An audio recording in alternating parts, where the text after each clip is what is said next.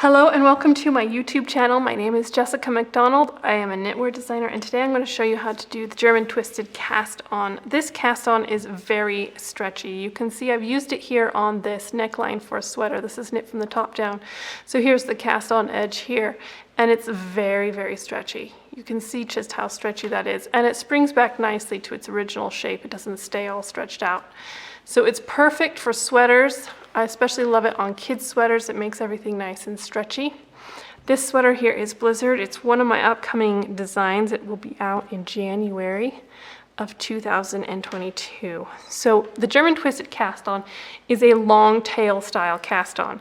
So if you are familiar with the long tail cast on, a lot of this will look very familiar to you and starting out will be fairly easy for you. So you're going to need to have a tail. How long your tail should be is a very inexact science.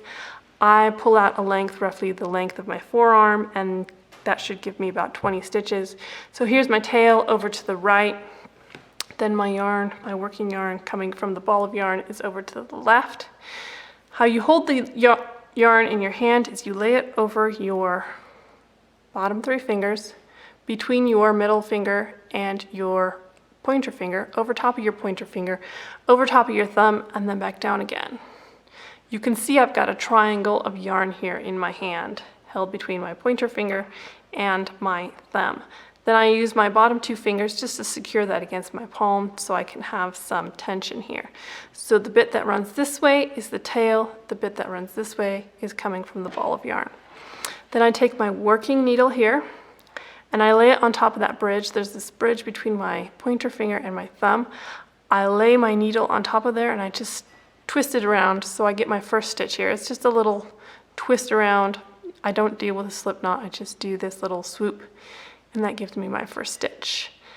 To begin the German twisted cast on, I tend to roll my hand backwards, my left hand backwards. That way it's easier for me to see all of the different strands of yarn. Do you see how there's 2 strands of yarn on my thumb here? You take your needle underneath both of those strands, then you bring it back between those strands. So underneath both, back between them. So the way I'm holding my thumb, the strand of yarn that is furthest away from me is a little bit lower than the strand of yarn that's closer to me. So it's fairly easy to just slip my needle through there. Then I bring it back around and grab the strand of yarn that's over my index finger. Then I bring it back through those 2 strands of yarn, pull it up, let go of that. This is my tail piece, let go of that with my thumb, and use my thumb to tighten that stitch and draw up a new loop. So this is my starting position. Again, I've got my hand rolled back a little bit, underneath both strands of yarn, back between the strands of yarn, over the top, grab the strand of yarn that's coming over my index finger, bring it back down. I tend to put my thumb down a little bit to open up this space between these 2 strands of yarn, down between those strands of yarn, and hold my needle up a little bit, let go of that loop with my thumb, tighten that stitch and pull up a new loop at the same time. Now I'm going to get a little bit closer to the camera here so that hopefully you can see this in a little more detail. Underneath both strands, back between the strands. You can see I've pulled up a loop here on my working needle over the top of the 2 strands of yarn that's on my thumb. Grab the strand of yarn that's on my index finger. I tip my thumb down so that I have an opening here between those 2 strands. Bring my needle back down, let go with my thumb, use my thumb to tighten it up and pull up a new strand of yarn.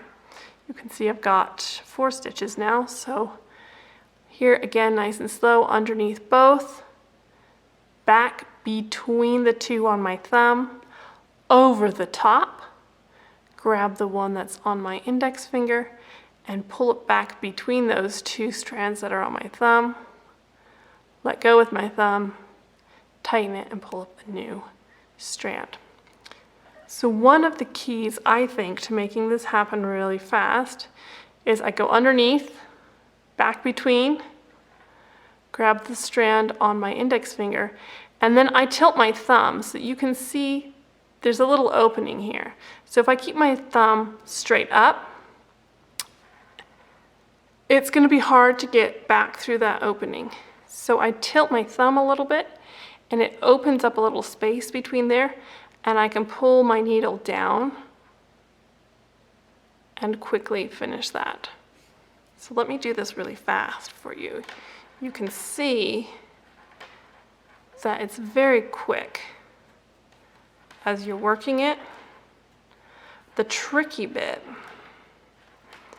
is getting this, as you come around and you grab this strand of yarn on your index finger, the tricky bit is getting that back between these two strands of yarn on your thumb. You can see there's kind of a crisscross right there. But if you tilt your thumb, it opens that up, and you can easily pull your needle through and get your strand of yarn through easily and quickly. So once you've got it down, it's very quick and easy. I'm going to show you one more time, nice and slow. So you've got your yarn. This is your tail over your thumb. This goes to your ball of yarn. Underneath the two strands of yarn on the thumb. Back between the two strands of yarn on the thumb. Over the top. Grab the strand on your index finger. Bring it back down between the strands of yarn on your thumb, let go with your thumb, and then use your thumb to snug up that stitch and pull up another loop. Underneath, back between, over the top, grab from your index finger, back between, tighten and pull up a new loop. Underneath, back between, over the top, grab your yarn, back between, release the thumb, tighten and pull up another loop. Underneath, back between, over the top, grab your strand of yarn, back between, release, tighten. Hopefully you can see very clearly how this is done. If you still have questions or need help with this technique, comment down below, and I will do my best to help you, because this is a really fantastic way to work a lovely stretchy cast on somewhere in your knitting project. So hopefully this helped you out, and until next time, I will see you guys later. Bye.